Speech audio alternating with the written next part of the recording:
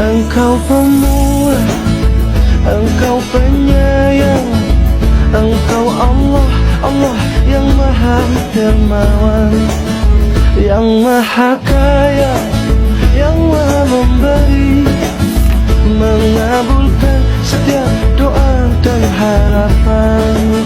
Sekali lagi ke hatiku hilangkan semua salah dosaku, mohon ampunkan. Air mata lukaku hapuskan, doa hari-hari ku kabulkan. Maulana, Maulana ya sami'u ana birahmatika ya Rabbi la taqtujana. Maulana, Maulana ya sami'u ana birahmatika ya Rabbi la taqtujana. Bismillahirrahmanirrahim. Assalamualaikum warahmatullahi wabarakatuh. Alhamdulillahirabbil alamin wa bihi nasta'in ala umuri dunya waddin. Wassalatu wassalamu ala asrofil anbiya'i wal mursalin wa ala alihi wa sahbihi ajma'in. Amma ba'du. Rabbi ishrah li sadri wa yassir li amri wahlul 'uqdatam min lisani yafqahu qawli. Amma ba'du. Pertama-tama, marilah senantiasa kita menjadikan puji dan syukur kita kehadirat Allah Subhanahu wa Ta'ala, karena atas limpahan berkah dan rahmatnya kita masih diberikan sehat, nikmat iman, nikmat Islam, dan terutama nikmat umur, sehingga kita masih berjumpa dengan bulan suci, bulan yang mulia ini, yaitu bulan Ramadan. Salawat dan salam tak lupa senantiasa kita curahkan, kita sanjungkan kepada suri tauladan kita, baginda Nabiullah Nabi Agung Nabi Muhammad SAW beserta para keluarga dan sahabatnya. Semoga kelak kita termasuk golongan umat yang akan mendapatkan syafaat dari beliau yaumil kiamat. Amin amin ya rabbal alamin. Bagaimana kabarnya hari ini Ananda Solih dan Solihah?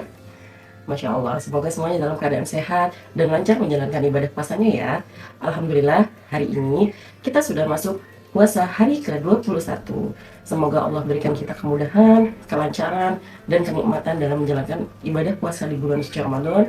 Dan semoga Allah juga sampaikan usia kita sampai bulan Ramadan di tahun-tahun berikutnya. Amin. Ananda Solih dan Solihah, sambil menunggu waktu berbuka hari ini, Ibu akan menyampaikan sedikit materi yang berjudul Rahmat Rasulullah kepada seluruh makhluk. Allah berfirman dalam Quran surat Al-Anbiya ayat 107 dan berbunyi, A'udzu billahi minasyaitonir rajim. Bismillahirrahmanirrahim. Wa ma arsalnaka illa rahmatan lil alamin. Yang artinya, dan tidaklah kami mengutus engkau Muhammad melainkan sebagai rahmat bagi seluruh alam. Ayat ini menegaskan bahwa diutusnya Nabi Muhammad SAW bukan hanya untuk satu golongan, untuk satu bangsa, atau untuk satu zaman saja, tetapi sebagai rahmat untuk seluruh alam atau untuk seluruh makhluk yang ada di muka bumi ini. Baik, Ananda Solih dan Solihah, makna rahmat sendiri itu adalah kasih sayang, kelembutan, dan kebaikan. Sedangkan al-alamin berarti seluruh makhluk atau seluruh alam. Artinya meliputi manusia, hewan, bahkan lingkungan yang ada di sekitar kita. Artinya, ajaran Rasulullah adalah membawa kebaikan bagi semuanya yang ada di muka bumi ini. Baik, berikutnya Ibu akan mencontohkan beberapa rahmat Rasulullah kepada seluruh alam atau kepada makhluk yang ada di muka bumi ini. Yang pertama adalah rahmat Rasulullah kepada manusia. Kita ketahui sendiri bahwasanya Rasulullah adalah seorang yang sangat memiliki hati yang lembut, penuh kasih sayang. Dari sini Rasulullah mengajarkan kita bahwasanya kita harus saling menyayangi. Bahkan Rasulullah selalu tetap bersikap baik dan lembut kepada siapapun, sekalipun kepada orang-orang yang menyakitinya, kepada orang-orang yang berbuat tidak baik kepadanya, sepanjang perjalanannya berdakwah menyebarkan ajaran Allah. Rasulullah SAW bersabda, "Man la yarham la yurham." Barang siapa tidak menyayangi, maka dia tidak akan disayangi. Jadi, anak-anak sekalian, marilah kita jadi orang-orang yang saling menyayangi, memiliki hati yang lembut dan baik layaknya akhlaknya Rasulullah. Baik, yang berikutnya adalah rahmat Rasulullah bagi hewan yang ada di muka bumi. Rasulullah SAW sangat melarang kita untuk menyiksa hewan. Bahkan beliau selalu menegur sahabatnya yang memperlakukan hewan dengan tidak baik ataupun kasar. Dalam Quran surat Al-An'am ayat 38 yang berbunyi, A'udzu billahi minasyaitonir rajim. Bismillahirrahmanirrahim. وما من دابة في الأرض ولا طائر يطير بجناحيه إلا أمم أمثالكم ما فرطنا في الكتاب من شيء ثم إلى ربهم يحشرون, yang artinya, dan tidak ada seekor hewan pun yang ada di muka bumi ini, dan tidak pula burung-burung yang terbang dengan kedua sayapnya, melainkan semuanya merupakan umat-umat juga seperti kamu. Tidak ada sesuatu pun yang kami luputkan dalam kitab, kemudian kepada Tuhan mereka dikumpulkan. Dari ayat ini kita memahami bahwasanya hewan pun adalah makhluk Allah yang memiliki kehidupan dan aturan dari Allah. Artinya mereka memiliki hak yang sama dan harus diperlakukan yang sama dengan baik dan tidak boleh disakiti. Nah, dari sini kita belajar ya, anak-anak solih dan solihah, kita tidak boleh menyakiti hewan karena hewan adalah sama-sama makhluk yang diciptakan oleh Allah di muka bumi ini dan memiliki hak yang sama lainnya seperti kita, gitu. Berikutnya adalah hadis Rasulullah SAW mengenai larangan menyiksa hewan, yang artinya hadis yang diriwayatkan oleh hadis riwayat Muslim. Rasulullah SAW bersabda tentang seorang wanita yang menyiksa seekor kucing.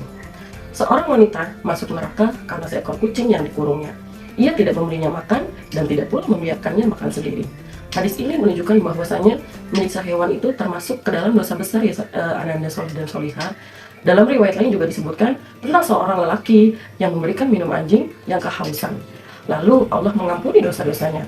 Hadis riwayat ini juga menunjukkan bahwasanya ketika kita berbuat baik kepada hewan bernilai pahala di sisi Allah Subhanahu wa taala. Nah, itu contoh yang kedua. Berikutnya, yang ketiga adalah rahmat Rasulullah kepada lingkungan.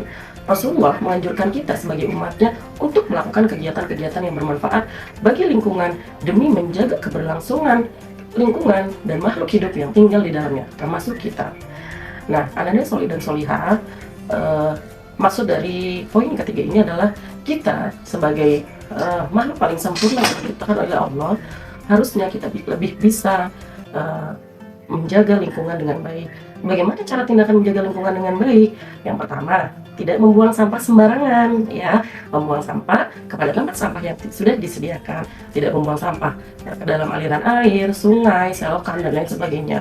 Kemudian tidak menebang pohon sembarangan, itu juga bagian dari kita menjaga lingkungan. Kenapa sih kita harus menjaga lingkungan?